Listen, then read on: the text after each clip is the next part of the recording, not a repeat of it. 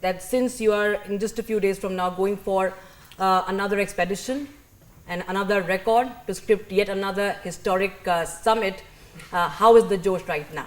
The Josh is certainly very high, but in this high Josh, obviously there's a lot of meticulous planning which is underway right now.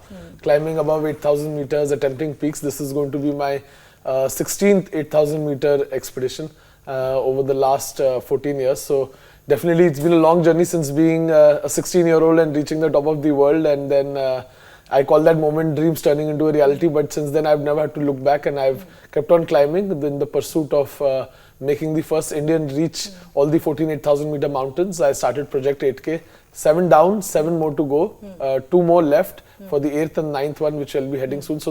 So the head is all over the place, but yet I'm really looking forward to heading to the mountains, away from all of this meticulous planning and all the logistic managements and all the permissions which need to be put into place.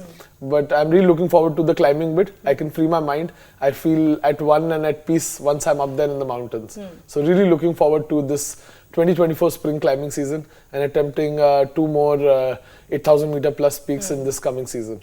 And tell us about the next 2 peaks. One is in Tibet, I believe, and the other one is in Nepal. And you're summiting, you're aiming for 2 peaks in one expedition, in one go you're going. So how you will go about it? It's being called the double knockdown. We are trying to attempt 2 8,000 meter mountains in one season. The last time I had ended up climbing, I had tried to climb 2 8,000 meter mountains was back in 2012. So it's almost been 12 years since the time I have attempted 2 in a season. So it's a big undertaking for me.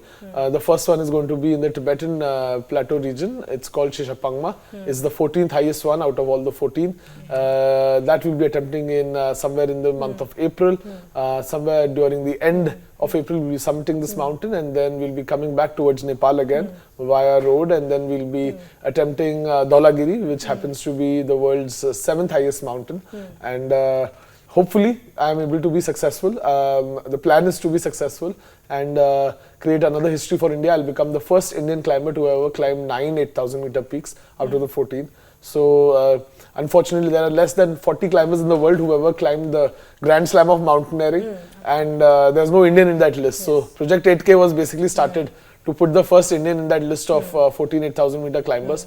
And I think with all your blessings and all your support, I'm more than certain I'll be able to achieve my targets and come back home with yet another world record in my kitty for India. लेकिन देखिए आपने जो कि बात करी Shishapangma, if I'm not pronouncing it wrong, and the other one is Dhaulagiri.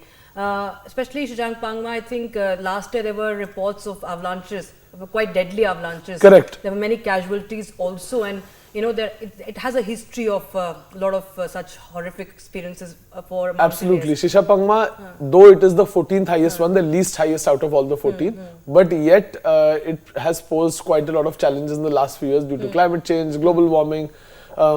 That just reminds me, even I was climbing a peak last year, 2023 spring season, called Annapurna. Happens to be one of the most dangerous peaks on planet Earth yet again. Is the 9th highest one out of the 14, and I also lost a team member last year. So 8,000 meter mountains, when you look at them, margin of error is very low.